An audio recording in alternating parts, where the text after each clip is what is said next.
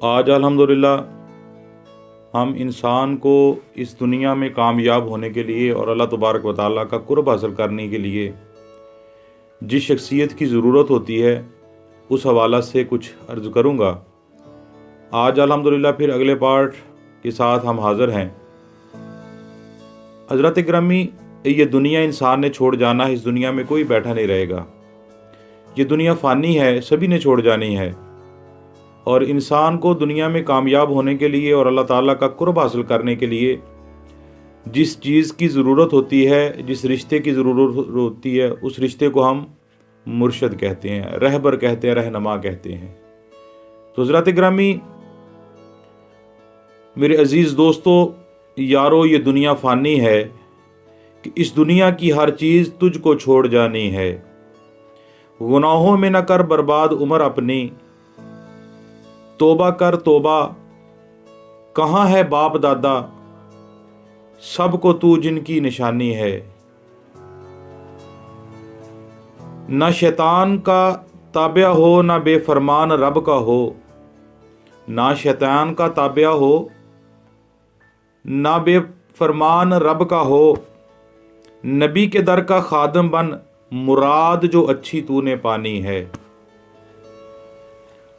پکڑ لے پیر کامل کو کہ بیعت بھی ضروری ہے، بغیر مرشد اچھی بات کس جا تجھ کو بتانی ہے۔ خدا یاد آئے جس کو دیکھ کر وہ پیر کامل ہے، خدا یاد آئے جس کو دیکھ کر وہ پیر کامل ہے، سوا مرشد کے دنیا کی محبت کسے مٹانی ہے۔ تو حضرات گرامی، انسان اگر دنیا میں کامیاب ہونا چاہتا ہے تو پھر اسے رہنما کی ضرورت ہوتی ہے، کسی اچھے رہبر کی ضرورت ہوتی ہے۔ تو ہم اپنی پنجابی زبان کے اندر اس رہنما کو اپنا مرشد بھی کہتے ہیں، اس کا پیر بھی کہتے ہیں۔ حضرات گرامی، یہ اللہ تبارک و تعالیٰ نے یہ مقام لکھا ہے، یہ اللہ تبارک و تعالیٰ نے ہمیں یہ مقام یہ عطا کیا ہے کہ جیسے اللہ تبارک و تعالیٰ نے ہمیں یاد کرتے ہوئے، اللہ تبارک و تعالیٰ نے ہمیں اچھا قرب دیتے ہوئے، اللہ تعالیٰ نے کہا قرآن مجید فرقان حمید کے اندر، یا ایھا الذین آمنوا اتقوا اللہ وابتغوا الیہ وسیلۃ وجاہدوا فی سبیلہ لعلکم تفلحون۔ اے ایمان والو، اللہ سے ڈرو، اس کی طرف وسیلہ ڈھونڈو اور اس کی راہ میں جہاد کرو تاکہ تم فلاح پاؤ۔ خالق کائنات نے قرآن مجید فرقان حمید کے اندر اس آیت کریمہ میں ایمان والوں کو مخاطب کر کے فرمایا، اگر تم کامیابی حاصل کرنا چاہتے ہو تو اس کی طرف وسیلہ تلاش کرو۔ یعنی کہ اگر تم اللہ تبارک و تعالیٰ کا قرب حاصل کرنا چاہتے ہو، نیک بننا چاہتے ہو، تو اللہ تبارک و تعالیٰ کا قرب حاصل کرو۔ اللہ تبارک و تعالیٰ کا قرب حاصل کرنے کے لیے اس کی بارگاہ میں کسی اچھے کی تلاش کرو جو تمہاری نسبت، تمہارا مقام جو ہے، تمہارا پیغام جو ہے، تمہاری منزل جو ہے، تمہارے رب تک پہنچا سکے۔ اس کو ہم اپنی زبان میں وسیلہ کہتے ہیں۔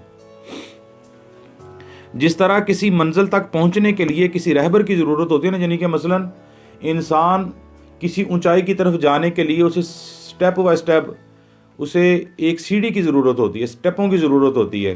تو اسی طرح اللہ تبارک و تعالیٰ کی بارگاہ میں پہنچنے کے لیے انسان کو کسی رہنما کی، کسی اچھے رہبر کی ضرورت ہوگی جو انسان کو اللہ تبارک و تعالیٰ کی بارگاہ میں پہنچائے گا۔ اور اسی طرح خدا تک پہنچنے کے لیے مرشد کامل کی بہت اشد ضرورت ہے۔ مرشد کے بغیر کسی انسان کی خدا تک رسائی نہیں ہو سکتی۔ بندہ کہتا ہے نا، میں خدا کے پاس پہنچ جاؤں گا، میں خدا کا قرب حاصل کر لوں گا، خدا تک میری رسائی ہو جائے گی، تو ہم نہیں پہنچ سکتے۔ اگر ہم خدا تک پہنچنا چاہتے ہیں تو پھر ہمیں مرشد کی ضرورت ہے۔ مرشد کی اتباع کے بغیر، مرشد کی محبت کے بغیر ہم اللہ کی بارگاہ تک نہیں پہنچ سکتے۔ جتنے بھی بزرگان دین ہو چکے ہیں، اگر ان کی زندگیوں پر غور کیا جائے تو کوئی بھی بزرگ ایسا نہیں گزرا کہ جس کی مرشد کے بغیر خدا تک رسائی ہو۔ کوئی بھی، جتنے بھی اللہ کے ولی ہیں، کتابیں پڑھ کے دیکھ لو، تحریریں پڑھ کے دیکھ لو، پچھلی دنیا کا مطالعہ کر لو، اللہ تبارک و تعالیٰ کے قرب والے جتنے بھی بندے آئے ہیں، اللہ تبارک و تعالیٰ کی محبت والے، اللہ کے برگزیدہ، اللہ تعالیٰ کے کامل بزرگ جتنے بھی اس دنیا میں آئے ہیں، کوئی ایک بزرگ بھی نہیں ہے جس نے بغیر مرشد کے اللہ تعالیٰ تک رسائی حاصل کی ہو۔ وہ ایک کا مرید ہے، وہ دوسرے کا مرید، اس طرح نسل در نسل، سلسلہ بہ سلسلہ چلتا چلتا آگے نبی کریم صلی اللہ تعالی وسلم تک پہنچتا ہے، پھر نبی پاک صلی اللہ علیہ وسلم کی نسبت خدا کے ساتھ ہے۔ تو اس طرح ہمیں بھی اگر ہم کامیاب ہونا چاہتے ہیں، اپنی نسبت خدا تک پہنچانا چاہتے ہیں، تو پھر ہماری نسبت پہلے کسی انسان اچھے شخص کے ساتھ ہوگی، کامل ولی کے ساتھ ہوگی، مرشد کے ساتھ ہوگی۔ اس کے بعد پھر نسل در نسل ہم چلتے چلتے چلتے چلتے اللہ تعالیٰ کا قرب حاصل کریں گے، اللہ تک رسائی حاصل کریں گے۔ جس نے بھی کامیابی حاصل کی، اسے مرشد پکڑنے کے بغیر، بیعت کرنے کے بغیر رسائی حاصل نہیں ہوئی۔ اگر کسی نے بھی رسائی حاصل کی ہے تو اس نے مرشد کے ذریعے ہی، بیعت کر کے ہی اپنی رسائی خدا تک حاصل کی ہے۔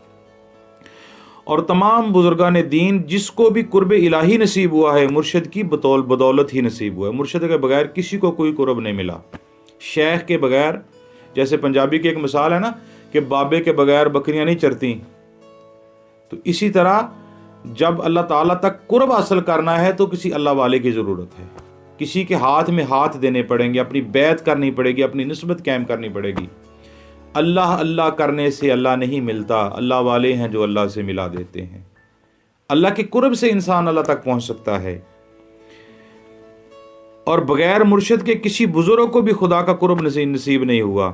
تمام بزرگان دین خدا کا قرب حاصل کرنے کے لیے سب سے پہلے کسی اللہ والے کے ہاتھ میں ہاتھ دے کر اپنی بیعت کو کرتے ہیں، اپنی نسبت کو جوڑا، پھر اپنے مرشد کامل کی ہدایت کے مطابق عبادتیں کی، وظائف کیے، ریاضت کی، اللہ تبارک و تعالیٰ کا قرب حاصل مرشد کے ذریعے، وظائف کرنے کے ذریعے کیا، عبادت کے ذریعے کیا۔ تو حضرت گرامی، اپنے مرشد کامل کی دل کی گہرائیوں کے ساتھ غلامی کی، اور جو مرشد کامل نے فرما دیا اس کو سرخم تسلیم کیا اور اپنی مرضی کو ختم کر دیا، یعنی مرشد کامل کے ارشادات پر چلنے لگے۔ جو کامل مرشد کے فرمان پر عمل کرتا ہوا یہاں تک پہنچا، پھر اس کو اللہ تعالیٰ کا قرب حاصل ہو گیا۔ اس لیے وہ اللہ تعالیٰ کے دوست بھی بن گئے۔ اور دوسرے مقام پر بھی اللہ تبارک و تعالیٰ نے ارشاد فرمایا، یا ایھا الذین آمنوا اتقوا اللہ وکونوا مع الصادقین، اللہ سے ڈرو اور سچوں کے ساتھ ہو جاؤ۔ اللہ والو، اے ایمان والو، اللہ والوں سے اس طرح اپنی نسبت کو جوڑ لو کہ تمہارے دل کے اندر اللہ کا خوف بھی ہو اور محبت خدا بھی ہو۔ جیسے پچھلے پارٹ کے اندر ہم نے کہا تھا کہ انسان کے اندر دو روحانی بیماریاں پائی جاتی ہیں۔ ایک روحانی بیماری وہ جو صرف ڈرتے ہیں، پھر اتنا ڈر جاتے ہیں ان کے اندر سے یہ توقع، یہ یقین ختم ہو جاتا ہے، وہ کہتے ہیں پتہ نہیں اللہ بخشے گا کہ نہیں بخشے گا۔ اور ایک وہ لوگ ہوتے ہیں جو اللہ سے ڈرتے بھی ہیں اور پھر گناہ بھی کر لیتے ہیں، اللہ کی رحمت کے امیدوار بھی ہوتے ہیں، گناہ بھی کر لیتے ہیں، کہتے ہیں کوئی نہیں جی گناہ کر لیا اللہ تعالیٰ معاف فرما دے گا۔ ایسے نہیں، اللہ سے ڈرو بھی اور ایمان والوں کے ساتھ بھی ہو جاؤ اور ایمان والے بن جاؤ۔ ایسے ڈرتے رہو کہ اگر میں نے گناہ کیا میرا رب مجھے دیکھ رہا ہے، میں عبادت کر رہا ہوں میرا رب دیکھ رہا ہے۔ ہر کام میں اللہ تعالیٰ کی کبریائی جو ہے اس کو شامل حال رکھنا چاہیے۔ تو سچے لوگ اللہ کے ولی ہیں، یعنی مرشد کامل۔ قرآن مجید میں اللہ تبارک و تعالیٰ نے ارشاد فرمایا سورہ یوسف کے اندر، شیطان انسان کا کھلا دشمن ہے، انسان کو شیطان بہکاتا ہے۔ شیطان کہتا ہے کہ انسان تو کس کام پہ لگ گیا ہے، چھوڑ دے میری راہ پہ آ جا۔ جیسے حضور شہنشاہ بغداد حضور غوث اعظم کہا کرتے ہیں نا، جس کا پیشوا کوئی نہیں اس کا پیشوا شیطان ہے۔ تو حضرات گرامی، اسی طرح تو اس دشمن یعنی شیطان سے بچنے کے لیے ضروری ہے کہ کسی مرشد کامل کے ہاتھ میں ہاتھ دے اور پھر اپنے دل کو منور کیا جائے، یعنی بیعت کی جائے۔ راہ دے ہر کوئی آکھے تے میں بھی آکھاں وچ راہ دے، بن مرشد تینوں راہ نہیں ملنا، ایویں رول مرسی وچ راہ دے۔ حضرات گرامی، انسان کی جب نسبت اپنے شیخ کے ساتھ ہوتی ہے، ایک واقعہ میرے ذہن کے اندر آ گیا، سماعت فرمائیں۔ اور ہمارا ایمان بھی ہے، ہم مسلمان ہیں، ہمارا ایمان بھی ہے کہ جب قیامت کا دن ہوگا نا، جب قیامت آئے گی، نفسی نفسی ہر جہان پکار رہا ہوگا، تو اللہ تبارک و تعالیٰ اس سے پہلے انسان کو جب قبروں سے نکالے گا، خواہ مسلمان ہے خواہ غیر مسلم ہے، جو بھی شخص اس دنیا میں ہے، جو بھی قبر کے اندر ہے، جب وہ قبر سے نکالا جائے گا، اس کو اس کی ماں کے نام پر آواز آئے گی، اس کی ماں کا نام لے کر، اس کا نام لے کر اسے پکارا جائے گا۔ تو مجھے بتاؤ، اگر باپ کہے کہ تو گھر میں موجود ہے اور دروازہ کھٹکنے والا ہے، تو دروازے پہ جا، اور جب دروازے پر اگر تو چلا گیا، تجھے گھر آنے کی ضرورت نہیں ہے، میں تجھے گھر داخل ہونے نہیں دوں گا، اور یا گھر سے وہ ڈر رہا ہو، اس کا باپ مارتا ہو، وہ گھر سے ڈر رہا ہو، گھر داخل نہ ہونا چاہیے، اسے بہانہ مل جائے دروازے پہ جانے کے لیے، اور جب باہر چلا جائے تو باہر بھی اس کا سہارا کوئی نہ بنے، وہ پھر ایسی زندگی گزارے گا نا۔ تو اسی طریقے سے جب انسان کو قبر سے آواز آئے گی، ماں کے نام سے پکارا جائے گا، بندہ قبر سے باہر آ جائے گا، تو مجھے بتاؤ اس اندھیری کوٹری میں دوبارہ کون جائے گا؟ کسی کا دل کرے گا جانے کے لیے؟ نہیں کرے گا۔ تو اسی طرح جب بندہ قبر سے باہر آ جائے گا تو باہر انسان کو لے کر جانے والا بھی ساتھ کوئی نہیں ہوگا۔ جس کی نسبت اپنے مرشد کے ساتھ ہوگی، جس کی نسبت اپنے شیخ کے ساتھ ہوگی، جس نے بیعت کی ہوگی، اس کی مرشد کی جماعت سامنے آ جائے گی، وہ اپنے مرشد کی جماعت میں شامل ہو جائے گا، اور شامل ہونے کے بعد وہ رسول اللہ کی بارگاہ میں پہنچ جائے گا، مرشد لے کر اپنے مرشد کی بارگاہ میں چلا جائے گا، وہ اپنے مرشد کی بارگاہ میں، وہ اپنے مرشد کی بارگاہ، اس طرح چلتا چلتا چلتا چلتا سلسلہ چشتیہ والے وہ حضرت علی کی بارگاہ میں چلے جائیں گے، دوسرے ابو بکر صدیق کی بارگاہ میں چلے جائیں گے، عثمان غنی کی بارگاہ میں چلے جائیں گے، عمر فاروق کی بارگاہ میں چلے جائیں گے، اس طرح چاروں صحابہ کرام کی جماعتیں اکٹھی ہو جائیں گی، چاروں سلاسل جو ہیں وہ اکٹھے ہو جائیں گے، اکٹھے ہونے کے بعد یہ سارے رسول اللہ کی بارگاہ میں چلے جائیں گے۔ تو میرا اللہ فرماتا ہے جو میرے حبیب کے در پہ آ جاتا ہے وہ کامیاب ہو جاتا ہے۔ تو حضرات گرامی، جس کا کوئی نہیں ہوگا قبر سے باہر نکلنے کے بعد، اسے شیطان پکار رہا ہوگا کہ آ جا، اگر تجھے کوئی تیرا سہارا نہیں بنتا میں تیرا ہوں۔ تو اسی طرح کہتے ہیں نا، جس کا پیشوا کوئی نہیں ہے، جس کا مرشد کوئی نہیں، اس کا مرشد شیطان ہے۔ تو اس شیطانیت سے بچنا چاہیے، ایسی نسبت سے بچنا چاہیے، ایسی نسبت قائم کرنی چاہیے جس نسبت کے ذریعے ہم اپنے خدا تک پہنچ سکیں۔